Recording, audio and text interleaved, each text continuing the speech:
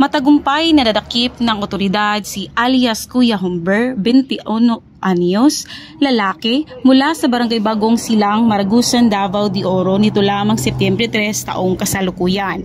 Ang operasyon ay isinigawa ng isang pinagsanib na puwersa mula sa tracker team ng Toril Police Station, Criminal Investigation and Detection Group, DNPFU Tagum at ng 105th Mobile Company ng Regional Mobile Force Battalion 11.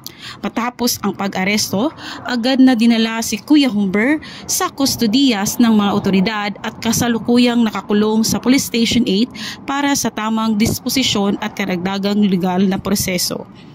Ang operasyong ito ay patunay na ang dedikasyon at pagiging epektibo ng PNP sa pagtugis at pag-aresto sa mga individual na nagdudulot ng matinding panganib sa komunidad.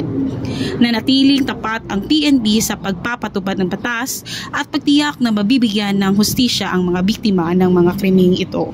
Mula dito sa Rehiyon 11, ako ang inyong PNN correspondent, Patrolwoman Berna Milapus, alagad ng batas, tagataguyod ng Balitang Pulis.